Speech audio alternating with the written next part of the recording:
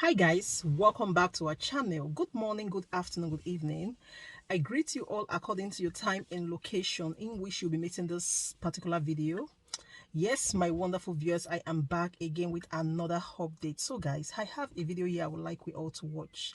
But before then, if you're meeting my channel for the very first time, you're highly welcome. Please kindly do well to like, share and subscribe. Leave your thought on the comment section on this video and let us know what you think about this video, and I will see you towards the end. Transition process, although a work in progress, is finally taking off today with the inauguration of the 45 wise men who have been appointed ministers by President Bola Tinubu to assist him in policy formulation and the implementation of his campaign promises. Tinubu, in company with his deputy, Senator Kashim Shettima, would administer oaths of office and allegiance to the 45 ministers designate, one after the other. The ministers, who as cabinet members are part of the executive arm of the government, are to serve as an advisory body to the president and also in policy formulation. No doubt, the nation is presently in a precarious situation and Nigerians would be looking up to the new ministers for quick and enduring fixes in the areas of policies, programs and initiatives that would impact positively on the citizens, improve their living conditions, and as well boost the country's gross domestic product, GDP.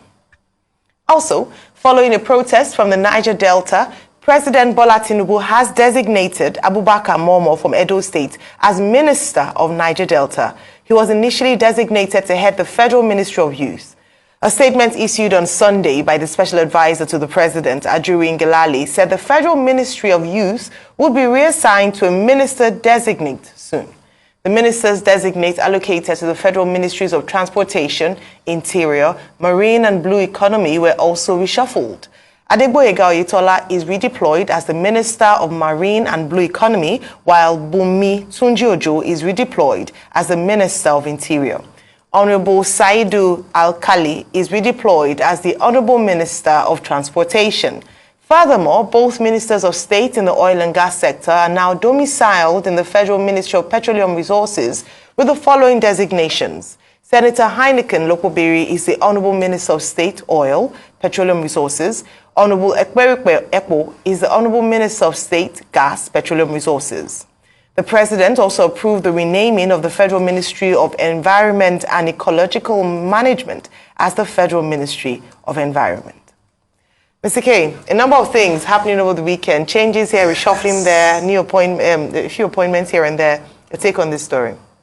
Well, the first thing that occurred to me when I saw the story, when I got the press statement from the office of the spokesperson to the President, when I got that, I was like, this is a sign that the government is not prepared for governance. They're not prepared for government. They're not prepared to govern.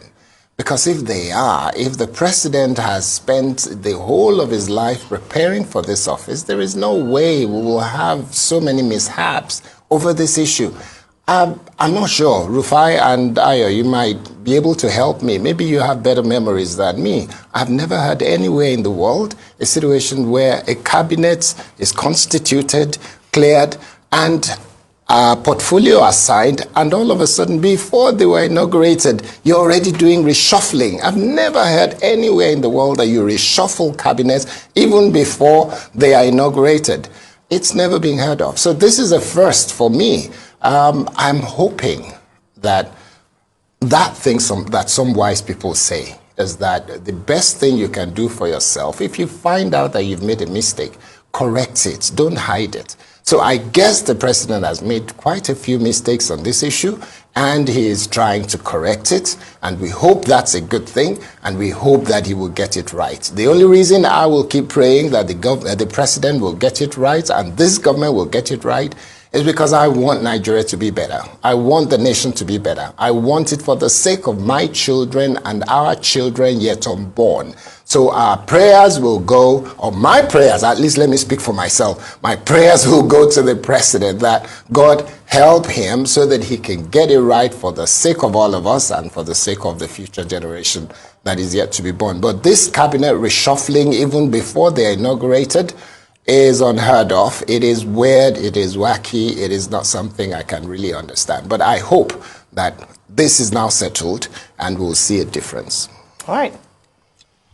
So I'll go to football this morning. I'm a huge football fan, massive Chelsea fan. Chelsea lost yesterday. We know that. But there used to be a former coach of Chelsea Football Club called Claudio Ranieri. And I linked the story. Claudio Ranieri was famous and he was known to be the tinker man. Yeah. Because Claudio Ranieri will always tinker with the team.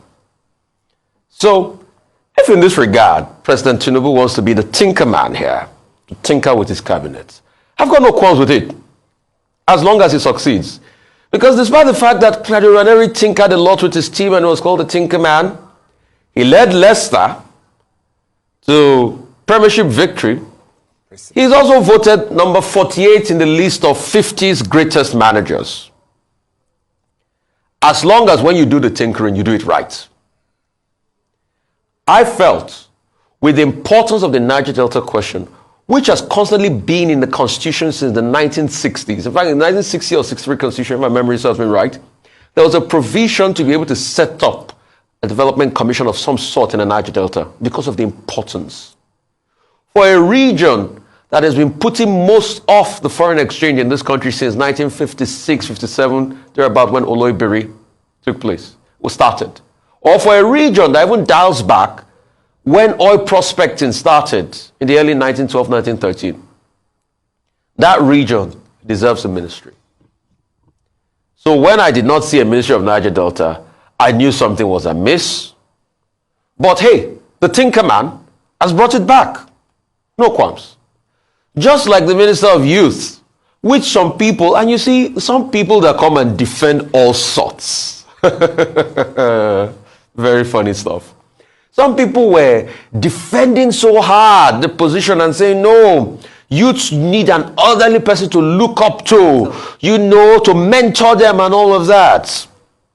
But hey, I'm sure we've seen the reality of things now. Because we forget in a hurry, if my memory serves me right, it's in this country we had Frank Oweke Jr. become minister at a very young age. It's in this country we had the likes of Chief Okoye, who was Minister of State for the FCT in his 30s, becoming minister. So there's also a place for young people, and no better person to understand the language of the young, like also the young people that take a very formidable part of this country. He's also tinkered with the Ministry of Marine, you know, blue economy and all of that. Mr. Oyetola, former governor, yes, probably he wants to employ the experience of Mr. Oyetola, what he did, you know, with gold in his states, Agilala and the likes. Maybe he wants to do that in the marine industry. That's very good. I have no qualms with that.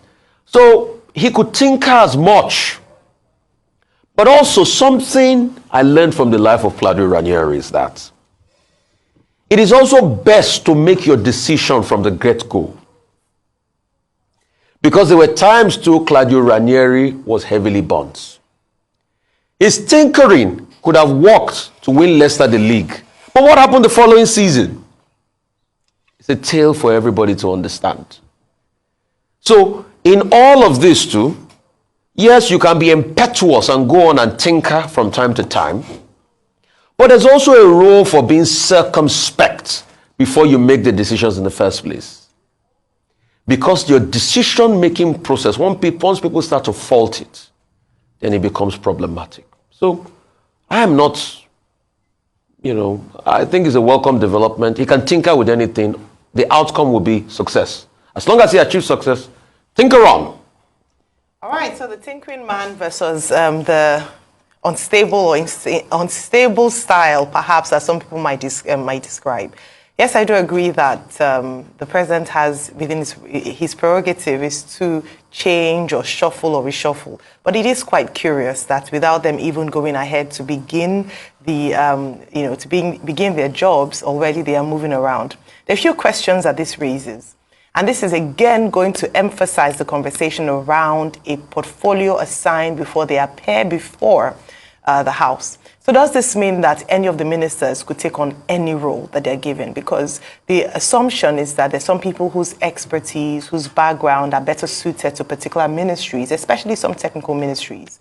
And so if they haven't even discharged their duties to see how effective or ineffective they are in that ministry, and they're already being moved around, does it mean that there wasn't a clear thought process in assigning them to that ministry? Are there bigger issues? For instance, the Ministry of Transportation and the Ministry of Marine and Blue Economy.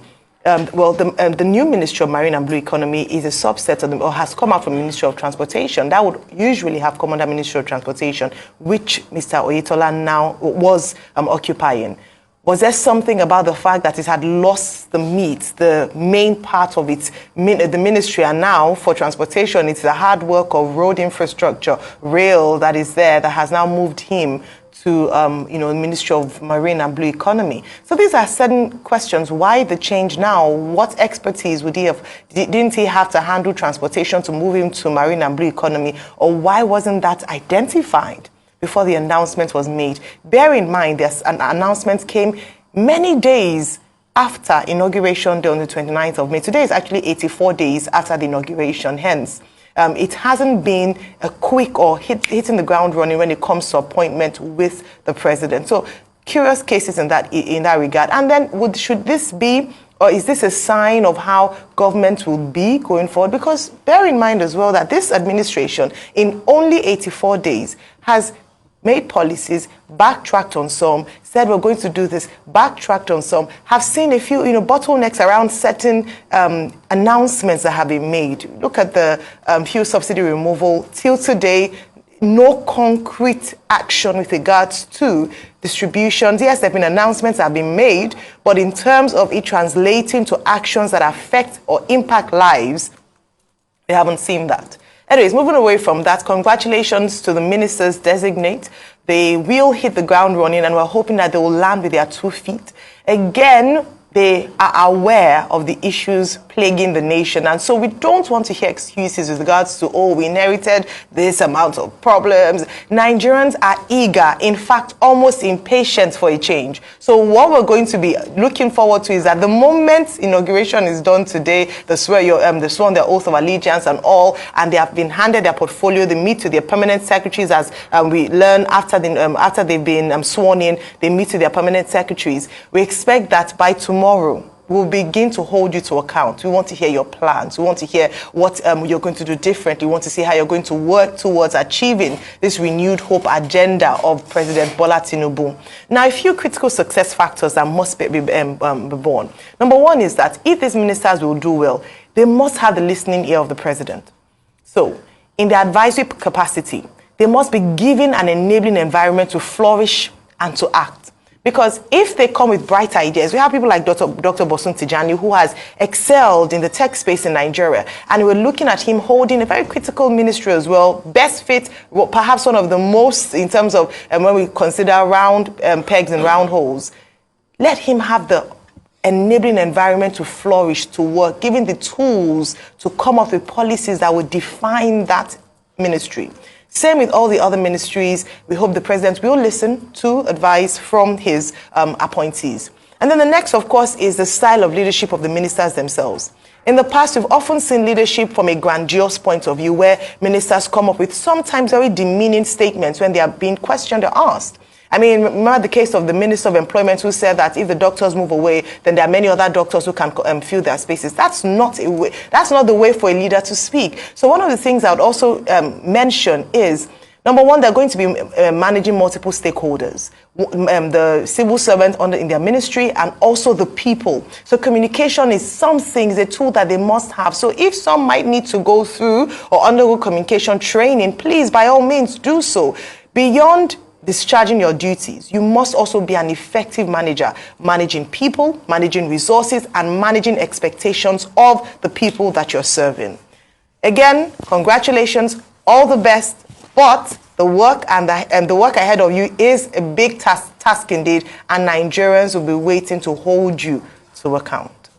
So guys, thank you so much for watching. What do you think about this video? Please kindly leave your opinion down below. I'll see you again in my next one. Bye for now.